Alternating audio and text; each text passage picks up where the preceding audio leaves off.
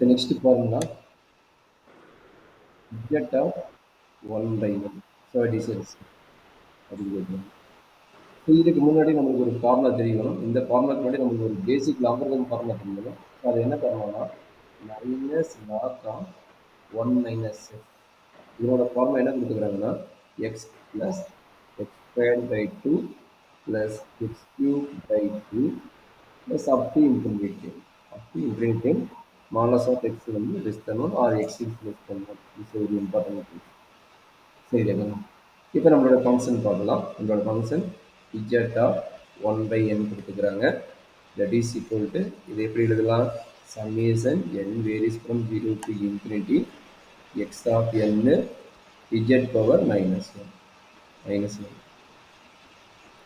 That is equal to summation n varies from 0 to infinity x of n value 1 by n. அப்போ என்ன கிடைக்குது 1 by n into z power minus n. இப்போ என்ன சொல்கிறாங்கன்னா இப்போ n equal to 0 போட்டு இங்கே எக்ஸிட் ஆகும் வேல்யூ n equal to 0 போட்டு இன்ஃபினிட்டி ஆகும். ஸோ அதனால் வந்து n is not equal to 0 கேஸுக்கு மட்டும் n 1 by n கேஸுக்கு எடுக்கிறாங்க. நம்மளுக்கு இன்டர்வல் எது மாதிரி வருதோ அதுக்கு அந்த மாதிரி நம்ம இந்த சம் ஆஃப் த வேல்யூ மாற்றிக்கணும். சரிங்களா? இங்கே n equal to 0 போட்டு இன்ஃபினிட்டி ஆகுது. அதனால் என்ன பண்ணுறாங்கன்னா starting value summation n varies from 1 to infinity மாற்றிக்கிறாங்க 1 by n. எந்த டைம் நமக்கு நாட் டிபைன் வருதோ அந்த வேல்யூஸை நம்ம எலிமினேட் பண்ணிட்டு நம்ம போட்டுக்கணும். ஸோ இதுதான் நம்மளுடைய condition.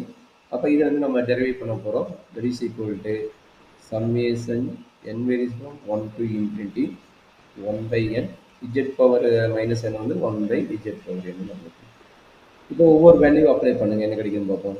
n equal to 1னா 1 into 1 by z plus n equal to 2னா என்ன கிடைக்கும் 1 by 2 into 1 by z square.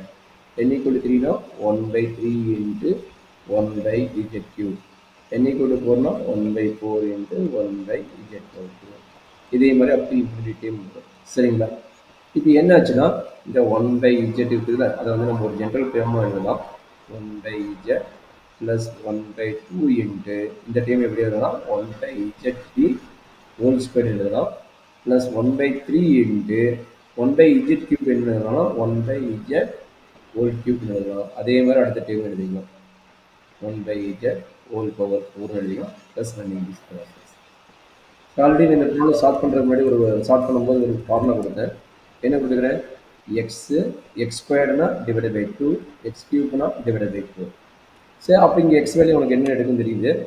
அப்போ எக்ஸ் ஈக்குவல் டு 1 பை இஜெட்னு எடுத்துக்கிட்டிங்கன்னா x 1 by 2 x square 1 by 3 x cube 1 by 4 x power 4னு வருது. அப்போ அதனோட ஃபார்முலா என்ன சொல்லிக்கிறாங்க minus log of 1 minus x. இதுதான் அதனுடைய ஃபார்முலா. அப்போ அந்த ஃபார்முலாவும் இங்கே அப்ளை பண்ணுறீங்க.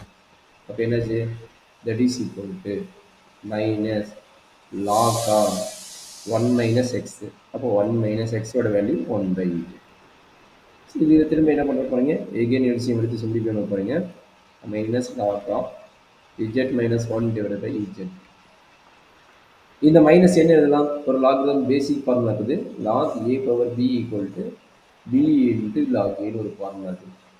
ஸோ அந்த ஃபார்முலா வந்து இந்த மைனஸ் சைன் வந்து என்ன பண்ணுறீங்க பவருக்கு மூவ் பண்ணிக்கிறீங்க. அப்போ என்னாச்சு log of Z minus 1 divided by z whole power minus 1 that is equal to என்ன ஆகுதுமா log of z divided by z minus 1.